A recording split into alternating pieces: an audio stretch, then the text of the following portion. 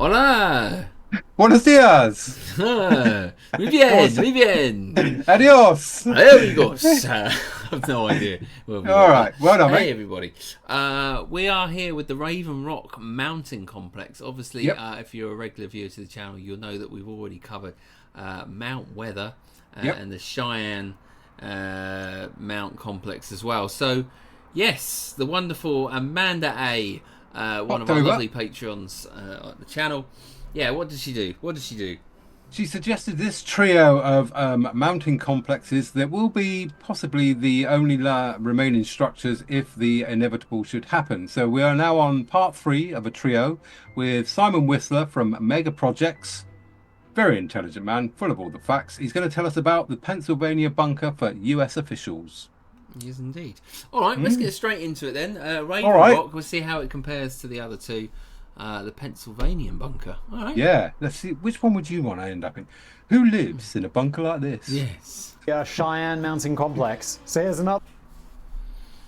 Sorry, it's this adverts, you know what I mean? Oh, ASOS. I made a saw- video all yeah, about the reminds Cheyenne me. Mountain Complex. So here's another one, the Raven Rock Mountain Complex. You see how I come up with these ideas. But before we get He into shaved his it, I beard. will just say that this video With is his brought to you manscape. by Magellan TV. Discover a new type of documentary film experience with Magellan TV, and it's binge-worthy documentaries updated every week. More on them in a bit. Magellan or Magellan?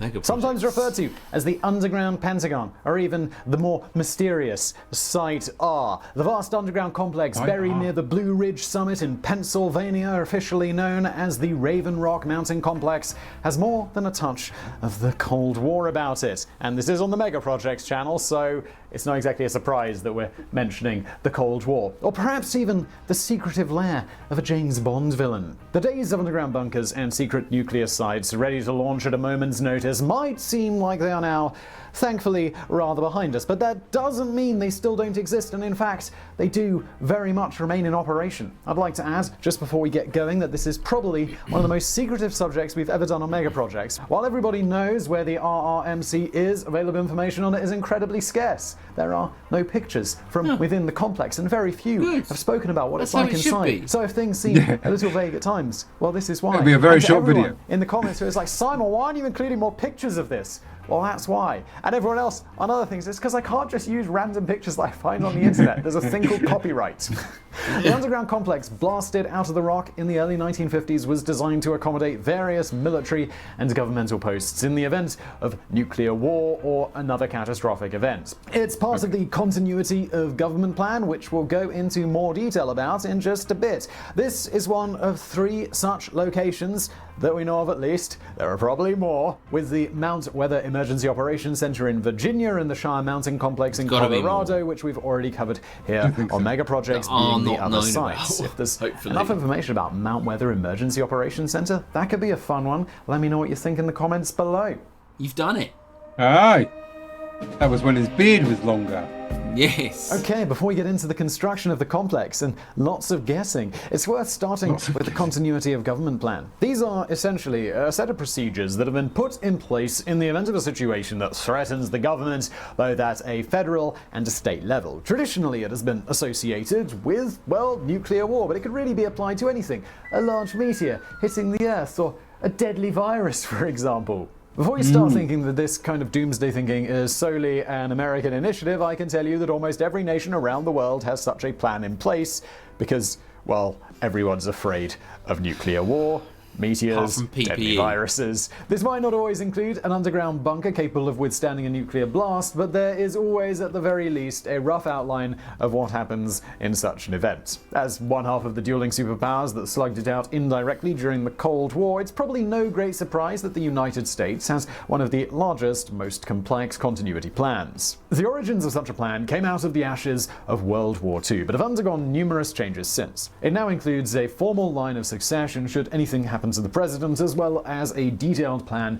of where various governmental and military staff should be taken. The one and only time this plan has been enacted came immediately after the attacks on 9/11, when Vice President Dick Cheney was reported to have been whisked away to Pennsylvania and into the Raven Rock Mountain Complex.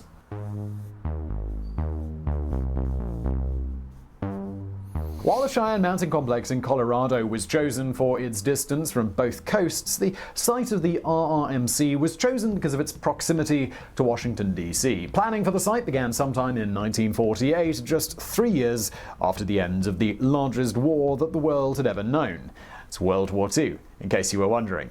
No one was wondering. Instead of breathing a sigh of relief, the US government must have already felt wary of what was to come. The use of the world's first atomic bomb on civilian populations at the end of the war had shown what kind of devastation could be caused, and with the Soviets nearing completion of their own bomb, an uncertain future beckoned. For the first time in history, global destruction was being seriously considered. The US government decided that a secure underground bunker was needed where it could quickly shift operations in the case of an emergency. The Pentagon had only been completed in 1943. We've done a video all about that, by the way. And while it was wholly unfeasible to move everything after such a disaster, at the very least, a fortified command center was required underground. Yeah, in the Pentagon video, we covered how absolutely massive the Pentagon is. You can't just build that underground. The site at Raven Rock Mountain was identified sometime in 1950. And the following year, on the 23rd of January, the federal government used a declaration of taking, which I guess is a kind of way of saying I'm taking your lands, and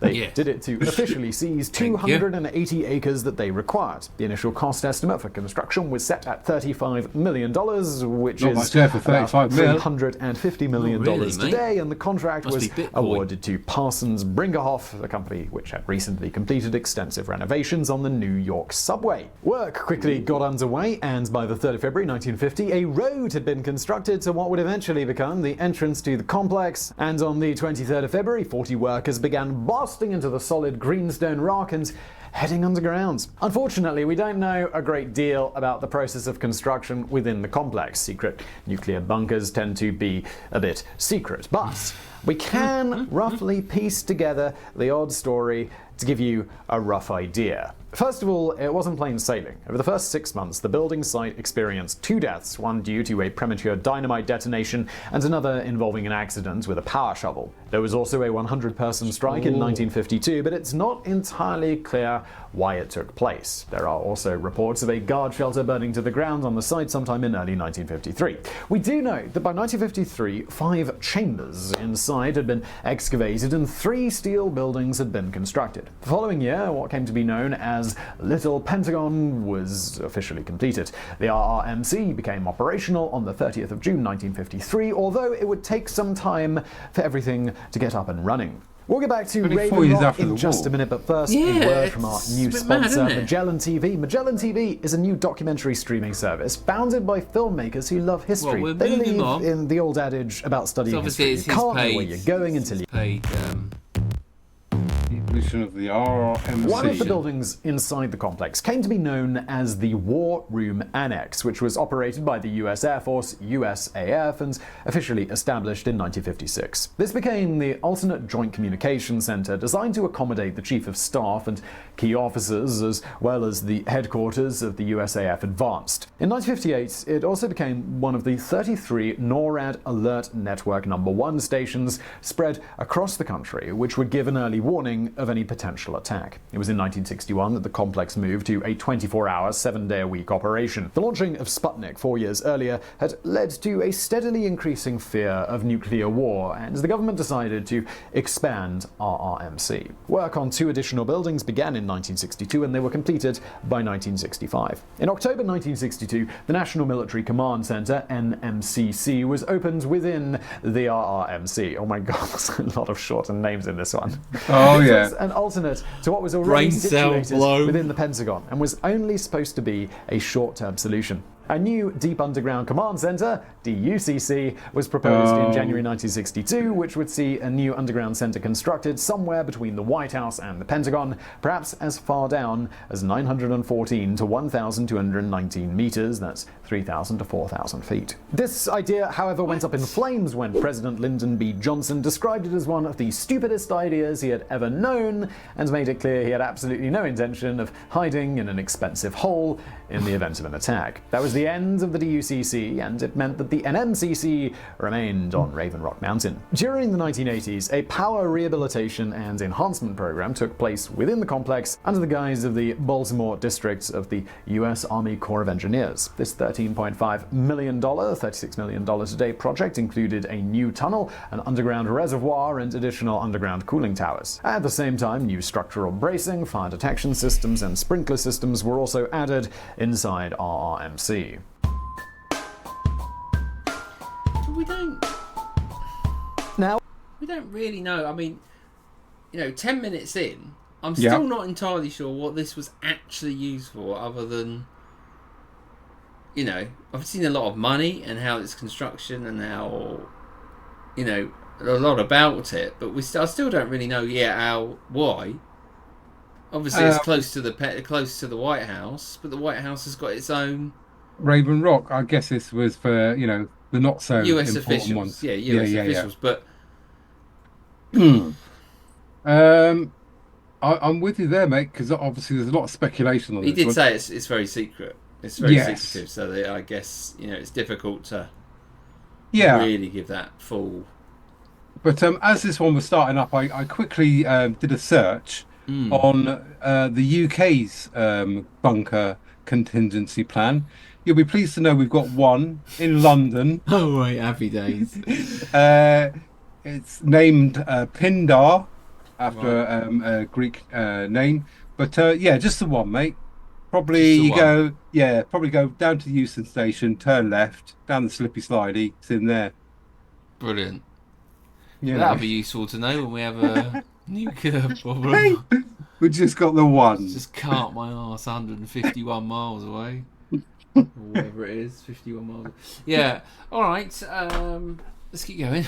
All of this has been constructed out of the fear of nuclear disaster during the Cold War, and while we know of a few examples when the world seemed to tiptoe towards the precipice, it thankfully never happened. You definitely know that. But what happens when your mortal enemy just disappears overnight? The USSR finally collapsed on the 26th of December 1991, leaving the USA 91. as the only undisputed lost. superpower. It would seem that democracy had won out over the hated communism. But this did leave the United States in a slightly awkward situation. With so much time, money and manpower put into preparations for a possible nuclear strike, the country was suddenly left with a lot of military hardware it didn't really need and secretive underground bunkers that may never be used. The world appeared to breathe a little easier as the 1990s rolled on. Though, again, information is sketchy here, we believe that the RRMC was essentially mothballed at this point to save money. This mainly included a reduction in numbers and the complex reverting to a weekday schedule, meaning it was no longer 24-hour, but it still very much retained its ability to be used as a backup command center. Backup command center is what it was used now, for, this mate. all changed dramatically There we go. on September the 11th, 2001. With confusion mounting over what happened and the extent of the attack, George W. Bush triggered the continuation of government plan for the first time in the nation's history. While the president himself was quickly ushered onto Air Force One, his vice president, Dick Cheney, was transported to the RRMC, where he spent the night along with other officials who had the site in Pennsylvania as their designated location. The following day, with the dust now settled, that picture of Dick Cheney. Yeah. plan for the first time in the nation's history. While the president himself was quickly ushered onto Air Force One, his vice Looks like Gorbachev. Well, this is the Twin Towers here. Yeah. I mean, you jokingly said he's got his feet up. I mean, what is this? Is that a doctored photo or what? I mean, seriously, would he have his feet up like that, watching that? Is that a rerun? I don't know. This doesn't seem right to me.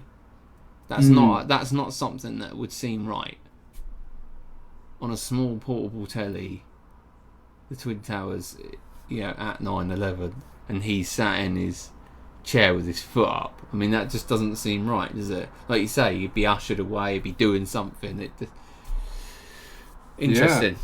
No, I just saw it and I just thought, yeah. Anyway, let's keep going. Okay. President Dick Cheney was transported to the RRMC, where he spent the night along with other officials who had the site in Pennsylvania as their designated location. The following day, with the dust now settling, officials made their way back to Washington, D.C. to continue the analysis of what exactly had happened. Unsurprisingly, the RRMC was rapidly brought out of its mothballed state, and a series of expansions and modernizations took place, as well as it reverting to its 24-hour mode of operation. Right. As I mentioned right at the start of this video, we know very little about what is really inside the RRMC, but we do have bits and pieces of information. It's believed that there are now multiple 3-story buildings inside that could hold as many as 5,000 people in the event of a major disaster. Wow, it is a lot. essentially its own underground city and comes complete with a fire department, a small police department, shops, medical facilities, a fitness center, a chapel, dining halls which serve 4 meals a day. There are also 2 underground reservoirs serving as the water supply, 2 power plants, and of course a bar, because who wants to do the apocalypse without alcohol? The only map of the RRMC was released by the Department of Defense after a request under the Freedom of Information Act in 1999, and it's fairly vague but does give us an idea of where everything is at the very least. We can see there are 3 gates into the facility, south, east and west, and 4 doors, A, B, C and D. It also shows that most buildings and facilities are concentrated around a single tunnel with smaller tunnels coming off it. One page, oddly headlined Customers, includes the various sections of the military that have backup centers within the RRMC and includes Naval Operations Support Activity, Joint Staff Support Center, Air Force Manpower Readiness Flight, National Military Command Center R, Air Force Operations Group, Air Force Emergency Operations Center, Defense Intelligence Agency, 111th Signal Battalion, Department of the Navy, Office of the Secretary of Defense. I'd like to quickly add that this information is from 1999, so things have probably changed since then, or maybe they haven't. It's all a big secret. We just don't know. Some have stated that nuclear weapons are also kept within the RRMC, but this has been categorically denied several times. Whether you completely believe that or not, well, that's just up to you.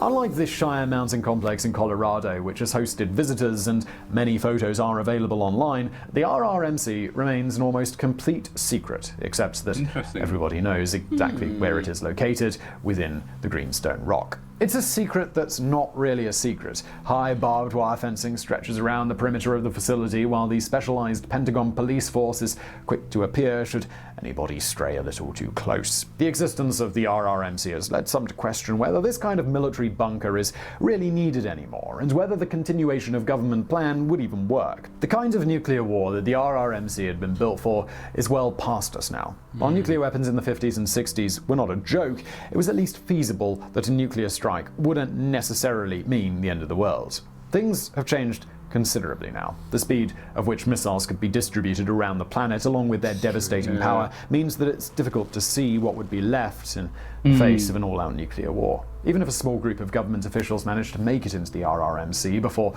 all hell broke loose, what kind of nation could they possibly hope to resurrect?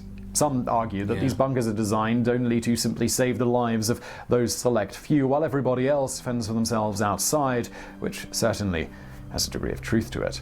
The threat of nuclear war may be considerably less than in the past, but the events of 2020 have shown us that anything is possible in this world. The Raven Rock Mountain complex may seem slightly outdated now, but it remains pivotal to the American continuity of government plan. If ever the time comes to rebuild the United States after an unimaginable catastrophe, it may well come from within the craggy greenstone of Raven Rock Mountain.